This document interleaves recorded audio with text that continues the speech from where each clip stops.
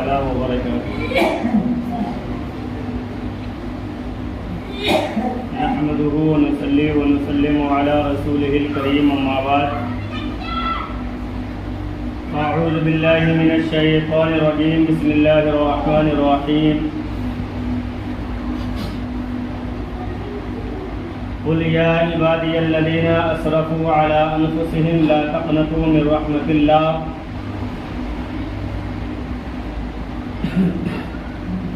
صدق الله العظيم وصدق رسوله النبي الأمين المتين الكريم ونحن على ذلك لمن الشاهدين والشاكرين والحمد لله رب العالمين. بیان ملت اسلامیہ خطبہ مسونہ کے بعد میں نے قرآن مجید اور قرآن حمید کی ایک مختصر سی آیت کریمہ تلاوت کی. آئیے اس میں کچھ سننے اور سنانے سے پہلے ہم اور آپ مل کر ایک مرتبہ اقال نامدار مدینے کے تاجدار دونوں عالم کے مالک و مختار جناب احمد مصطفیٰ محمد مصطفیٰ صلی اللہ تعالی علیہ وسلم کی مقدس بارگاہ میں انتہائی عقیدت و محبت کے ساتھ درود پاک کا نذرانہ پیش کریں. پڑھیے بآواز بلند اللہم صلی علی سیدنا نبینا حبیبنا نبینا مولانا محمد بارک وسلم صلو علیہ صلاۃ و سلام علیک یا رسول اللہ صلی اللہ تعالی علیہ وسلم. برادر ملت اسلامیہ حالات اتنے نازک ہے، ہمارا ایمان اتنا کمزور ہے. آج ہم اللہ تبارک و تعالیٰ کی ذات سے حقیقی معنوں میں صحیح معنوں میں اتنے دور ہو گئے کہ ہمیں دنیا کی ہر چیز پہ بھروسہ تو ہے، یقین تو ہے، ہمارے اندر اتنی کمی ہے کہ آج بھی کچھ لوگ اگر راستہ چل رہے ہوں، راستے میں اگر بلی دوڑ جائے تو انسان وہاں پہ گاڑی کو روک دیتا ہے اس لیے کہ بلی راستہ کو کاٹ دیا، کوئی خطرہ ہو جائے گا. بہت سارے لوگ آج بھی ایسا کرتے ہیں جس کا اسلام سے، جس کا شریعت سے کوئی تعلق نہیں ہے. کوئی اگر کالی بلی کو دیکھ لے تو انسان کے اندر گھبراہٹ پیدا ہو جاتی ہے، ڈر جاتا ہے، تو ہو سکتا ہے کوئی بھیجا ہو. کوئی اگر کہہ دے چاہے نیٹ کے ذریعے ہو یا موبائل کے ذریعے ہو کہ یہ بیماری آنے والی ہے، یہ وبا آنے والا ہے، یہ فلاں چیز ہونے والا ہے، تو ہم گھبرا جاتے ہیں، ہم ڈر جاتے ہیں. ہم یہ بھول جاتے ہیں کہ اللہ تبارک و تعالیٰ کی مرضی کے بغیر ایک بندہ بھی نہیں مل سکتا ہے. اللہ کی مرضی کے بغیر نہ کوئی چیز ہمیں نقصان پہنچا سکتی ہے، نہ کوئی چیز ہمیں فائدہ پہنچا سکتی ہے. ہم اللہ کی ذات سے امید کے بجائے نا امید ہو گئے. ہمیں اللہ کی ذات سے امید لگانا چاہیے، ہمیشہ اچھائی کی. ہم ایک دوسرے پہ تو یقین کر لیتے ہیں، ڈاکٹر نے کہہ دیا تو ہم اس پہ یقین کر لیتے ہیں، لیکن ہم اتنے کمزور ہو گئے کہ قرآن و حدیث پہ ہمارا اتنا یقین نہیں، تعلق نہیں. لیکن ایک بات یاد رکھیں، دنیا کی ساری چیز جھوٹ ہو سکتی ہے، لیکن ہمارا ایمان ہے، عقیدہ ہے کہ قرآن اور حدیث میں ایک لفظ، ایک حرف بھی کبھی بھی جھوٹ یا جھوٹی چیز ثابت نہیں ہو سکتا. ایمان نام ہے، صرف اللہ سے ڈرنے کا نام ایمان نہیں ہے. صرف ہم اللہ سے ڈرے، ہمارے اندر خوف آ جائے تو اس کا نام صرف ایمان نہیں ہے، بلکہ ایمان اصل میں نام ہے خوف اور امید کا، کہ اللہ سے ہمیں ڈرنا بھی ہے اور اس ذات سے ہمیں امید بھی لگانا. اللہ قہار ہے تو رحمان بھی ہے، اللہ جبار ہے تو غفار بھی ہے. اللہ صرف قہار نہیں ہے، صرف جبار نہیں ہے، بلکہ اللہ کی صفت رحمان بھی ہے، اللہ کی صفت غفار بھی ہے. اور چاہے کتنا ہی بڑا گناہ کیوں نہ ہو جائے، ہم کبھی کبھی سوچتے ہیں نا، بول بھی دیتے ہیں نا کہ اتنا گناہ کر لیا ہے کہ اس کا کیا ہوگا، اب اس کا کچھ نہیں ہونے والا ہے، ہمیشہ گناہ میں رہتا ہے۔ لیکن چاہے انسان کتنا ہی بڑا گنہگار کیوں نہ ہو، کتنا ہی بڑا پاپی کیوں نہ ہو، اللہ کی وہ ذات ہے، اللہ اپنے بندوں سے اتنا محبت کرتا ہے کہ اللہ قرآن میں فرماتا ہے قل، کہ اے محبوب آپ اعلان کر دیجئے، آپ فرما دیجئے یا عبادی الذین اسرفوا علی انفسہم، کہ اے میرے بندوں جنہوں نے اپنے جانوں پر ظلم کیا گناہ کر کے۔ اللہ گناہ کو ظاہر نہیں کرتا کسی بندے کا، ہم کیا کیے، چوری کیے، ڈکیتی کیے، کسی پہ ظلم کیے، کسی کے ساتھ زنا کیے، ہم نے چغلی کیا، غیبت کیا، اللہ اس چیز کو ظاہر نہیں کرتا۔ اللہ اپنے بندوں کی ستر پوشی کرتا ہے، عیب پوشی کرتا ہے، گناہوں کو چھپاتا ہے۔ دنیا میں اللہ کسی بندے کے کسی عیب کو ظاہر نہیں کرتا۔ یہ تو ہماری فطرت ہے کہ اگر جھوٹی چیز بھی کسی کے متعلق ہمیں معلوم ہو جائے تو ہم جب تک 10 لوگوں کو نہ بتا دیں ہمیں چین نہیں ملتا، اگرچہ وہ کسی تحقیق سے ثابت نہیں ہو۔ لیکن اگر ہماری کسی سے دشمنی ہے، کسی سے نفرت ہے، اگر کسی نے آ کے کہہ دیا تو ہم اس چیز کو اڑا دیتے ہیں، اس لیے کہ ہم اس سے نفرت کرتے ہیں، اس کی بدنامی ہو جائے گی، اس کی عزت ختم ہو جائے گی۔ اللہ نے فرمایا یا عبادی الذین اسرفوا علی انفسہم، کہ اے میرے بندو تم نے گناہ کے ذریعے جو اپنے جانوں پر ظلم کیا ہے، اب گناہ کیا کیا ہے وہ بندہ جانتا ہے اور رب جانتا ہے۔ ہم اور آپ کسی کے گناہ کو جانتے نہیں ہیں۔ یہی وجہ ہے کہ جب کسی کا انتقال ہو جائے تو مسئلہ ہے کہ آقا فرماتے ہیں کہ اے علی جب کسی کا انتقال ہو جائے تو اس کو دفن کرنے میں دیر مت کرنا، جتنا جلدی ہو تم اسے دفن کر دینا۔ اور اتنا ہی نہیں بلکہ یہاں تک کہا گیا ہے کہ بار بار کسی میت کے چہرے کو کھول کر کے نہیں دیکھنا چاہیے۔ ہم مراد کرتے ہیں جو آیا کھول کے دکھا دیے، کوئی ایک دن انتظار کرتا ہے، کوئی کل دفن کرے گا، کسی کا بیٹا آ رہا ہے، کسی کا پوتا آ رہا ہے۔ میت کو جلدی دفن کرنے کا حکم ہے، بار بار چہرہ کو کھولنے کا بھی حکم نہیں ہے۔ کیا معلوم کہ اللہ تبارک و تعالیٰ کبھی کبھی ایسا ہوتا ہے کہ گناہوں کی وجہ سے انسان کا چہرہ بدل جاتا ہے، تو زندگی میں جو عیب چھپے ہوئے تھے مرنے کے بعد لوگوں سے اس کا عیب ظاہر ہو جائے گا، اسی لیے حکم دیا گیا ہے کہ میت کے چہرے کو کھول کر کے بار بار نہیں دیکھنا چاہیے، اور جتنا جلدی ہو اسے دفن کر دو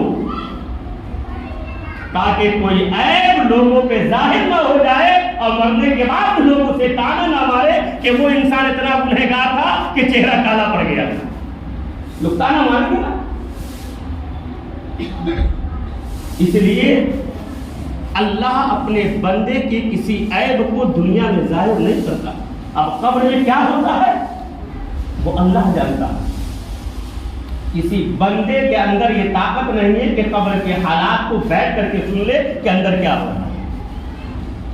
ہم مردے سنتے ہیں، ہم اوپر میں کرتے ہیں۔ یا عبادی الذین اسرفوا علی انفسہم، کہ اے میرے بندو تم نے جو اپنے جانوں پر ظلم کیا ہے، لا تقنطوا من رحمت اللہ، یہ قرآن کہہ رہا ہے کہ تم نے ٹھیک ہے، تم نے گناہ کر لیا، بہت سارا تم نے گناہ کیا ہے، لیکن گناہ کے ذریعے جو تم نے ظلم کیا اپنے اوپر، اب تم اس کے بعد بھی اللہ کی رحمت سے نا امید مت ہونا۔ یہ اللہ خود فرماتا اپنے بندوں سے، لا تقنطوا من رحمت اللہ ان اللہ یغفر الذنوب جميعا۔ آگے فرماتا ہے اللہ کہ بے شک اللہ تمہارے تمام گناہوں کو معاف کرنے والا ہے۔ گناہ ہم کر کے اکڑ نہ جائے، تکبر نہ کرے، غرور نہ کرے، فخر نہ کرے اپنے گناہوں پہ، شرمندگی کا احساس کرے، رب کی بارگاہ میں توبہ کرے، تو چاہے ہم نے جتنا بھی گناہ کیا ہے اللہ اسے معاف کر دے گا، ہمیں امید ہے۔ فخر نہیں کرنا ہے کہ ہم یہ گناہ کر لیا، ہم نے کسی کو بیوقوف بنا دیا۔ اپنے اوپر یہ فخر نہیں کرنا ہے کہ ہم نے کسی کے مذاق اڑا دیا، ہم نے کسی کو بیوقوف بنا دیا۔ فخر نہیں کرنا ہے، نہ گناہوں پہ کبھی فخر کرنا ہے اور نہ نیکیوں پہ بھروسہ کرنا ہے۔ نیکی کر کے یہ مت سوچے کہ ہماری مغفرت ہو جائے گی، نیکی ہم کر رہے ہیں مقبول بارگاہ ہے یا نہیں یہ ہم نہیں جانتے، تو نیکیوں پہ بھروسہ بھی نہیں کرنا ہے۔ ہمارا کام ہے نیکی کرتے رہنا، جب تک اللہ نے دنیا میں زندگی دی ہے ہم اللہ کی عبادت کرتے رہے، ہمیں بھروسہ کر کے بیٹھ نہیں جانا، اور نہ گناہوں پہ ہمیں فخر کرنا ہے، غرور کرنا ہے، نہ تکبر کرنا۔ اللہ کی ذات سے ہمیشہ امید لگا کے رکھنا ہے، اور کیوں رکھنا ہے؟ قرآن میں آپ دیکھیں حضرت ابراہیم علیہ السلام جو اللہ کے مقدس نبی ہیں، ہم اور آپ جانتے ہیں کہ حضرت ابراہیم علیہ السلام کا معمول تھا، طریقہ تھا کہ آپ اس وقت تک کھانا نہیں کھاتے جب تک کہ آپ کے ساتھ کوئی مہمان بیٹھ کر کے کھانا نہ کھاتا، یعنی جب تک مہمان نہ آ جائے اس وقت تک حضرت ابراہیم علیہ السلام کھانا نہیں کھاتے۔ آج تو ہماری یہ حالت ہے وہ ہو گئی ہے کہ اگر معلوم ہو جائے تو مہمان آ گیا تو ہم پریشان ہو جاتے ہیں۔ مہمان اپنا رزق لے کر کے آتا ہے، رزق ہی نہیں بلکہ آپ کے گھروں کی برکتوں کو بھی لے کر کے آتا ہے۔ وہ تو رزق تو لے کر کے آتا ہی ہے، ساتھ میں آپ کے گھر کے لیے برکت بھی لے کر کے آتا ہے۔ حضرت ابراہیم علیہ السلام ایک مرتبہ ایسا ہوا کہ کوئی مہمان نہیں آیا، تو اب کیا کیا؟ حضرت ابراہیم علیہ السلام کھانا نہیں کھا لیے بلکہ روزہ رکھنا شروع کر دیا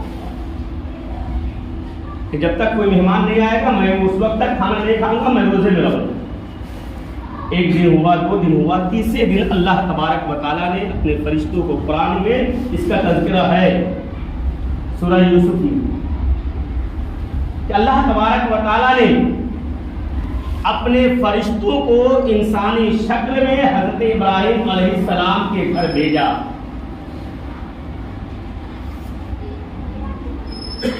جب حضرت ابراہیم علیہ السلام نے دیکھے کہ کچھ لوگ آئے ہمارے گھر پہ مہمان بن کے، اپنے بچے کو ذبح کیا، پکایا مہمان کے سامنے، جو انسانی شکل میں فرشتے آئے تھے ان کے سامنے پیش کر دیا کھانا،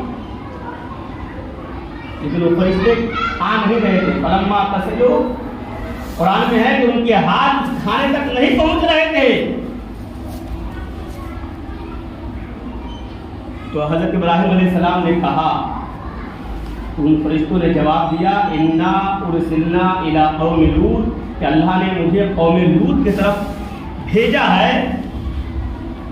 آپ کی بیوی حضرت سارہ رضی اللہ تعالی عنہا کھڑی ہو کر کے دیکھ کر کے مسکرا رہی تھی، تو فرشتوں نے کہا، اس وقت حضرت سارہ کی عمر 80 سال اور حضرت ابراہیم علیہ السلام کی عمر 120 سال، اولاد نہیں ہوا تھا حضرت ابراہیم علیہ السلام کو، اس وقت تک ایک بھی اولاد اللہ نے نہیں نوازا۔ وہ جو فرشتے آئے تھے انسانی شکل میں مہمان بن کر کے، وہ فرشتوں نے کہا حضرت سارہ کو دیکھ کر کے، فبشرناہ باسحاق، کہ اے سارہ میں تمہیں اسحاق، ایک بیٹے کی جس کا نام اسحاق ہوگا، اس کی بشارت دیتا ہوں۔ حضرت سارہ تعجب میں پڑ گئی اور کہنے لگی کہ آپ کیسی بات کر رہے ہیں؟ بھلا میری عمر 80 سال ہو گئی، میں بوڑھی ہو گئی، اب میرے شوہر 120 سال کے ہو گئے، بوڑھے ہو گئے، بھلا اس عمر میں بھی کوئی اولاد پیدا ہوتا ہے؟ تعجب کرنے لگی، یہ اچنبھے والی بات ہے، لیکن فرشتوں نے کیا جواب دیا؟ قالوا وتعجبین من امر اللہ، کیا تم اللہ کے حکم پر تعجب کرتی ہو؟ کیا اللہ کی ذات پہ یقین نہیں، بھروسہ نہیں، امید نہیں؟ ارے اللہ چاہے تو بغیر ماں باپ کے حضرت آدم کو پیدا کر سکتا ہے، اللہ چاہے تو بغیر باپ کے حضرت عیسیٰ کو پیدا کر سکتا ہے، تو وہ اللہ چاہے تو اس 80 سال کی عمر میں تجھے اسحاق جیسا بیٹا کیوں نہیں دے سکتا؟ قالوا وتعجبین من امر اللہ، 12ویں پارے کی آیت کریمہ ہے، کیا تم اللہ کے حکم پر تعجب کرتی ہو؟ اللہ کی ذات سے کوئی دور نہیں، اللہ چاہے تو پل بھر میں اگر ہم پریشان ہیں تو ہم خوشحال ہو سکتے ہیں۔ رحمت اللہ و برکاتہ علیکم اہل البیت، دعائیں بھی دی کہ اللہ تمہارے گھر میں رحمتوں کا نزول فرمائے اور برکتوں کا نزول فرمائے۔ اور صرف ایک کہہ کر کے چلے گئے، اس کے بعد اللہ تبارک و تعالیٰ کے حکم سے حضرت اسحاق علیہ السلام کی پیدائش ہوئی، حضرت ابراہیم علیہ السلام کی بچی۔ تو اللہ کی ذات سے ہمیں نا امید نہیں ہونا ہے، امید لگا کر کے رکھنا ہے۔ ہم پریشان ہو جائے تو اللہ کی بارگاہ میں شکایت کرنے کے بجائے، لوگوں کے پاس اپنا درد بیان کرنے کے بجائے اللہ کی ذات سے امید لگا کر کے بیٹھے، انشاءاللہ ہمارے گمان کے مطابق اللہ تبارک و تعالیٰ فیصلہ کرتا ہے۔ جو بندہ جیسا گمان رکھتا ہے رب کے بارے میں، اس کی زندگی میں اللہ ویسا ہی فیصلہ کرتا ہے۔ جیسا ہم گمان رکھیں گے، یقین ہونا چاہیے رب کی ذات سے۔ حضرت ایوب علیہ السلام کا نام آپ نے سنا ہو، حضرت یعقوب علیہ السلام جن کے بیٹے تھے حضرت یوسف علیہ السلام، قرآن میں ان کا بھی تذکرہ ہے، سورہ یوسف مکمل سورت نازل اللہ تبارک و تعالیٰ نے۔ حضرت یعقوب علیہ السلام کے بیٹے حضرت یوسف علیہ السلام کی جدائی ہو گئی، واقعہ بڑا طویل ہے۔ اتنے روئے حضرت یعقوب علیہ السلام کے آنکھ کی روشنی چلے گئی اپنے بیٹے کی محبت میں رونے کی وجہ سے۔ تو جانتے ہیں کہ اللہ تبارک و تعالیٰ نے حضرت یعقوب علیہ السلام سے ان کے بیٹے حضرت یوسف علیہ السلام کو جدا کیوں کیا؟ کہ جس وقت حضرت یعقوب علیہ السلام کے باقی بیٹے جو سوتیلے بیٹے تھے، انہوں نے عرض کیا تھا کہ میں اپنے چھوٹے بھائی جن سے بہت زیادہ محبت کرتے تھے حضرت یعقوب علیہ السلام، تو ان کو میں اپنے ساتھ لے جانا چاہتا ہوں کھیلنے کے لیے۔ تو اس وقت حضرت یعقوب علیہ السلام نے کہا تھا، قرآن میں ہے کہ اخاف ان یأکلہ الذئب، میں ڈرتا ہوں، مجھے ڈر ہے، مجھے اندیشہ ہے کہ تم لے جاؤ گے تو راستے میں کہیں بھیڑیا نہ اس بچے کو کھا جائے۔ حضرت یوسف علیہ السلام ڈر پیدا ہوا حضرت یعقوب علیہ السلام کو کہ میں ان سے زیادہ محبت کرتا ہوں، ستیلا بھائی ہے، ایسا نہیں ہو کہ بھیڑیے کے حوالے کر دے۔ پہلے جنگلوں سے راستے انسان طے کیا کرتا تھا۔ تو اللہ نے فرمایا کہ اے یعقوب، اس وقت تم کو بھیڑیے کا خوف پیدا ہوا تمہارے دل میں، لیکن اللہ پہ یقین نہیں تھا، اللہ کی ذات پہ یقین نہیں ہوا۔ جب حضرت یوسف علیہ السلام جدا ہو گئے، اتنا روئے کہ آنکھ کی روشنی چلی گئی۔ حضرت یوسف علیہ السلام کو جب خبر ملی کہ ان کے باپ حضرت یعقوب کی آنکھ کی روشنی چلی گئی ہے، تو معلوم ہے کیا ہوا؟ ایک عقیدے کی بات سنیں، قرآن میں ہے اذهبوا بقمیصی علی وجہ ابی یأتی بصیرا۔ حضرت یوسف علیہ السلام نے کہا کہ یہ میرا کرتا لے کر کے جاؤ، میرے قمیص کو علی وجہ ابی، کہ میرے باپ کے چہرے پہ میرے کرتے کو پھیر دینا، یأتی بصیرا، کہ جب کرتے کو تم پھیر دو گے اللہ ان کے آنکھ کی روشنی کو واپس کر دے گا۔ ایک نبی کے کرتا کہ اتنی برکت ہے کہ حضرت یعقوب علیہ السلام کے آنکھ کی روشنی واپس ہو گئی، تو نبی کی ذات میں کتنی برکت ہوگی۔ کیا نبی کی ذات، آج بھی میں دعوے کے ساتھ کہتا ہوں، در نبی پہ جا کر کے اگر کوئی روضہ رسول کی مٹی کو کھا لے، چاہے جیسی بھی بیماری میں مبتلا ہو، اللہ اسے بیماری سے شفا دیتا ہو۔ حضرت یعقوب نے یہ، حضرت یوسف نے یہ نہیں کہا کہ جاؤ اللہ سے دعا کر دیتا ہوں میرے باپ کی روشنی آ جائے گی، نہیں۔ قرآن میں ہے اذهبوا بقمیصی علی وجہ ابی یأتی بصیرا، کہ جاؤ میرے اس کرتے کو میرے باپ کے چہرے پہ پھیر دینا، میرے باپ کی روشنی واپس آ جائے۔ اللہ کی ذات سے امید رکھی، جو جیسا گمان کرتا ہے۔ کل میدان محشر میں حضرت کیمیائے سعادت میں ہے کہ کل میدان محشر میں ایک بندہ کو 1000 سال کے بعد جب دوزخ سے نکالا جائے گا، جب وہ دوزخ میں چلا رہا ہوگا 1000 سال تک وہ دوزخ میں چلا رہا ہوگا، تو اللہ فرمائے گا اسے بلا کر کے لاؤ۔ جب فرشتے اسے دوزخ سے لے کر کے رب کی بارگاہ میں آ رہے ہوں گے تو بار بار وہ انسان پلٹ کر کے رب کو دیکھے گا، کبھی رب کو دیکھے گا، کبھی جہنم کو دیکھے گا۔ اللہ فرمائے گا اے میرے فرشتوں اس بندے سے پوچھو کہ یہ بار بار کبھی دوزخ کو کیوں دیکھتا ہے، کبھی مجھے کیوں دیکھتا ہے؟ تو وہ بندہ کہے گا کہ میں رب کی ذات سے یہ امید لگائے بیٹھا ہوں، میرا یہ گمان ہے، میرا یہ یقین ہے کہ جب اللہ مجھے ایک مرتبہ دوزخ سے نکال دیا ہے تو اب دوبارہ مجھے دوزخ میں نہیں بھیجے گا۔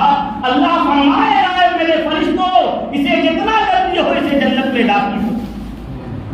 یہ یقین ہونا چاہیے ہمیں رب کی ذات پر، بھروسہ ہونا چاہیے۔ آج ہم اللہ کی ذات سے دور ہو گئے، پریشانی آئے تو ہم شکایت کرتے ہیں، کوئی مصیبت آئے تو ہم تکلیف بیان کرتے ہیں۔ ہمیں تکلیف نہیں بیان کرنا ہے، ہمیں نہیں کرنا ہے تو رب کی بارگاہ میں کرنا۔ دنیا والے تو آپ کے سامنے آپ کے تکلیفوں کو نگاہ نیچے کر کے سن لیں گے، جب آپ چلے جائیں گے تو وہ آپ کا مذاق اڑائیں گے، اچھا ہوا یہ اس کی وجہ سے وہ ایسا کرتا تھا تو اس لیے ہوا۔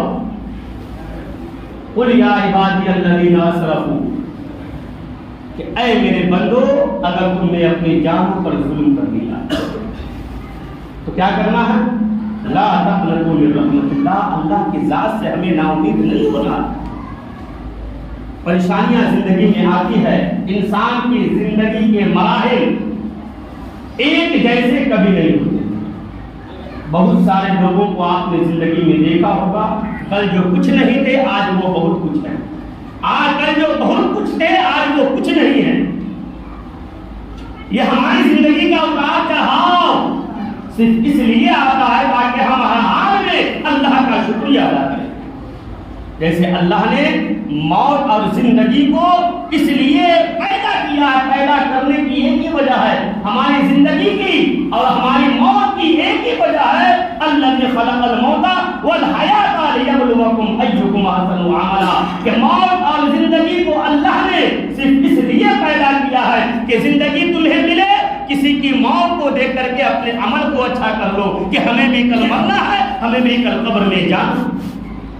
یہ موت اور زندگی اللہ نے ہمارے اعمال کو اچھا کرنے کے لیے بنایا، اور ہمیں اللہ سے ملنا ہے تو ہمیں اللہ کی بارگاہ میں جانا ہے، یقین ہے، معلوم ہے، جانتے ہیں، تو کیا کریں کہ نیک عمل کریں۔ فمن کان یرجو لقاء ربہ فلیعمل عملا صالحا، کہ جو یہ امید رکھتا ہے کہ اپنے رب سے وہ ملاقات کرے گا، فمن کان یرجو لقاء ربہ، جو امید رکھتا ہے کہ اپنے رب سے وہ ملاقات کرے گا تو کیا کرے؟ فلیعمل عملا صالحا، تو ہمیں کیا کرنا چاہیے کہ نیک عمل کرنا چاہیے تاکہ رب کی بارگاہ میں ہمیشہ زندگی کا احساس ہو۔